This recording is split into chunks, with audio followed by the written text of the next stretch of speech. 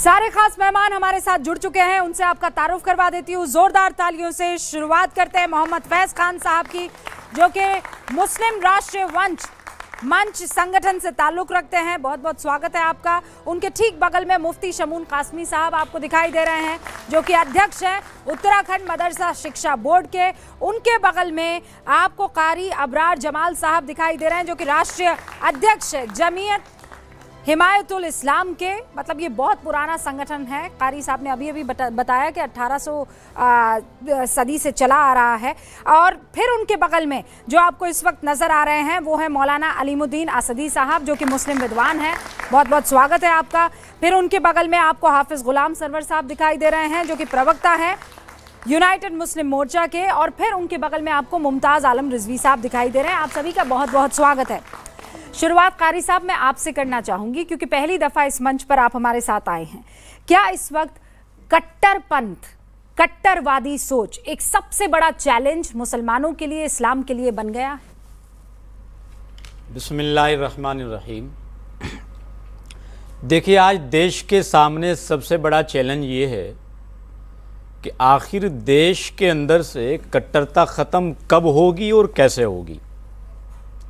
इसका सबसे बड़ा जवाब ये है कि जब तक इस पर धार्मिक लोग काम नहीं करेंगे तब तक देश के अंदर से कट्टरता ख़त्म होनी इम्पॉसिबल है।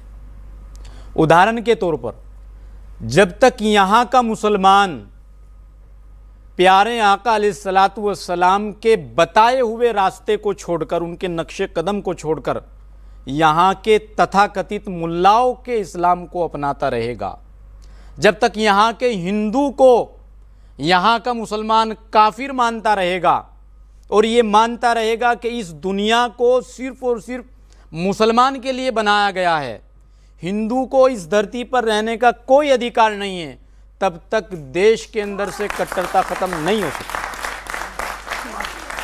क्योंकि इस्लाम ने साफ संदेश देकर बताया है। कुरान कहता है आपका दीन अलग हो सकता है, हमारा दीन अलग हो सकता है। लकुम दीनुकुम वलिय दीन, आपका दीन आपके लिए, हमारा दीन अलग हमारे लिए। लेकिन हमारे दीन अलग होने का मतलब ये बिल्कुल नहीं हो सकता कि हम आपके दीन को बुरा कहें। कुरान ने साफ तौर पर यह भी कहा है कि मुसलमानों, किसी के माबूद को बुरा मत कहो, ये जानते हुए भी अगर आपको यह भी लगता है कि उसका माबूद झूठा है तब भी उसको बुरा मत कहो। क्यों? क्योंकि जिस माबूद को तुम सच्चा मानते हो फिर वो तुम्हारे सच्चे माबूद को बुरा कहेगा। तो इस्लाम ने, कुरान ने टकराव को बिल्कुल पसंद नहीं किया। आज मुसलमान जिस रास्ते पर चल रहा है, कारी साहब इतनी प्यारी प्यारी बातें आप कर रहे हैं और ऐसी बातें कि हर दूसरी लाइन पर तालियां बज रही हैं, लेकिन फिर इसी समाज में आपको वो कट्टर मौलाना भी दिखाई देते हैं जो भरी सभा में ये कहते हुए नजर आते हैं, अलीमुद्दीन साहब, कि शरिया ऊपर है और अगर हमने फला कोर्ट को मान लिया, उनकी बात को मान लिया तो हम पर थू है। तो फिर क्या किया जाए? और फिर उसके बचाव में लंबी चौड़ी फहरिस्त आ जाती है लोगों की जो बचाव करते हुए नजर आते हैं कि क्यों शंकराचार्य ने नहीं कहा था, क्यों फला ने नहीं कहा था, क्यों फला जो पंडित है वो नहीं कह रहा था। आप इसको हाइफनेट करने लग जाते हैं। फिर ये सोच बिल्कुल गलत है। बहुत से लोग लिबादा ओढ़ कर इस्लाम का, सूरतें बना के इस्लाम को बदनाम करते हैं। 1450 साल पहले नबी आखिरी ज़मां हज़रत मोहम्मद सल्लल्लाहु अलैहि वसल्लम आए, उन्होंने पैगाम दिया मोहब्बत का। आज 1450 साल से मोहब्बत का पैगाम मुसलमानों के दिल में अमल करते हैं। जो अमल नहीं करते वो मुसलमान कहलाने के लायक नहीं है। यह इस्लाम की तालीम। और इस्लाम के अंदर किसी भी, आप बता दीजिए, 1450 साल के अंदर किसी मौलाना ने, किसी काजी ने, किसी मुफ्ती ने इस गैर मुस्लिमों के बारे में कोई फतवा दिया हो पूरी दुनिया में? उसका एक उदाहरण दे दीजिए आप। कोई आग लगाई हो, कोई फिसाद किया हो, फतवा देने की जरूरत नहीं होती है। मैं बता रहा हूँ, आपसे अर्ज कर रहा हूँ। रुबिका जी, मुझे सुन लीजिए आप 2 मिनट के लिए। आप ये जब कह देते हैं कि मेरा खुदा सबसे ऊपर और बाकी जो मानते हैं वो काफिर, खुदा सबका है, बात वहीं खत्म हो जाती है। रब्बुल आलमीन है वो, बात वहीं खत्म हो जाती है। रब्बुल मुस्लिमीन नहीं है, रब्बुल आलमीन है, वो काफिरों का भी है, वो यहूदियों का भी है, वो हिंदुओं का भी है, फिर आपने वो कह दिया सिखों काफिरों का भी है, वो ईसाइयों का कौन भी है। काफिर? कौन काफिर? आप जो काफिर की व्याख्या करती हैं, क्या है काफिर वो की हिंदुओं से व्याख्या? नहीं है, जो ईश्वर को ना माने, जो खुदा को ना माने। सब मानते हैं खुदा को, सब ईश्वर को मानते हैं।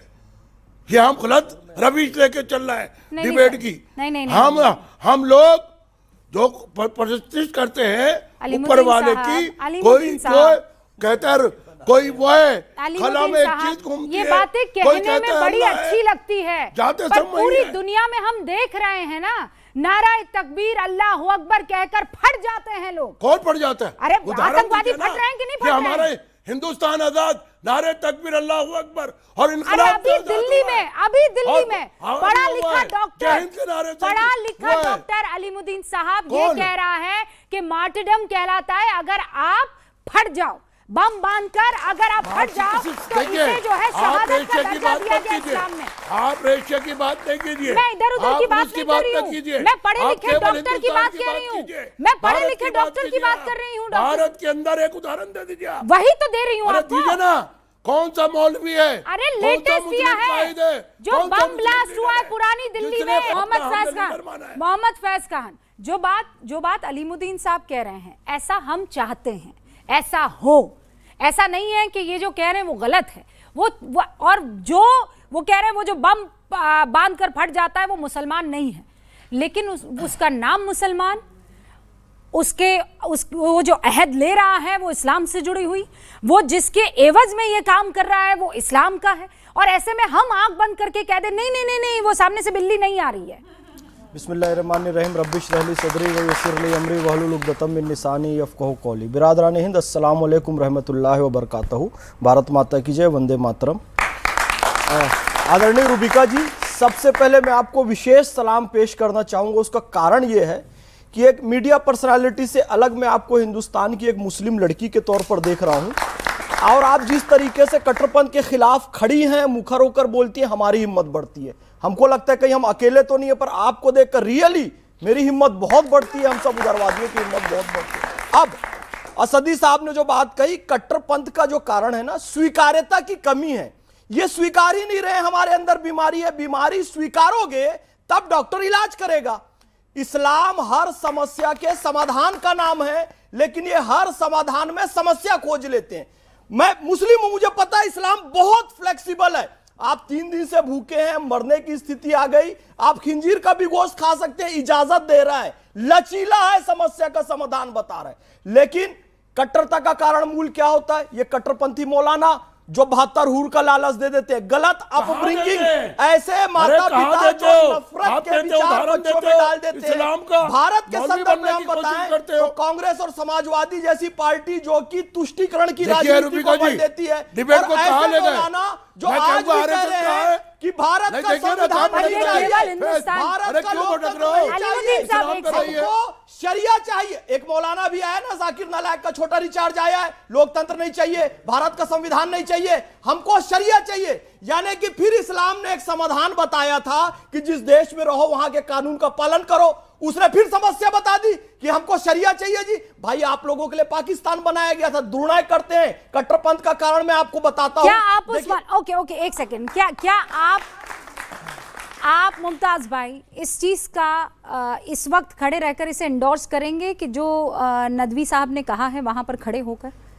कि हम में खोट इस बात की है कि हमने यहाँ के आइन को उस तरीके से मान लिया, आइन से ऊपर शरिया को मानना चाहिए था तो चीजें ठीक होती। बहुत बहुत शुक्रिया रुबिका लियाकत जी। मैं उनका तर्जुमान नहीं हूँ, और जिस तरह से उन्होंने पेश किया मैंने तो पूरा सुना भी नहीं कि उन्होंने क्यों ये तो कह आपकी दिया गलती है। जो है ये मैं सुनता ही नहीं। अभी कोई शंकराचार्य बोल देते तो आप 5 बार सुनते। नहीं, मैं क्या कह रहा हूँ सुन लीजिए कि हम जब एक बात कहते आए हैं कि हमारे लिए संविधान बहुत इम्पोर्टेंट है, और यही वो संविधान है, आइन है कि जो हमें शरीयत पर चलने की और शरीयत की आज़ादी की इजाज़त देता है। आर्टिकल 25 का हवाला हम कब देते हैं? जब हम ये कहते हैं कि हमें मजहबी आज़ादी है, तो उनसे पूछा जाए कि जब हम ये कहते हैं कि हमें मजहबी आज़ादी मिली है तो किसके ज़रिए मिली है?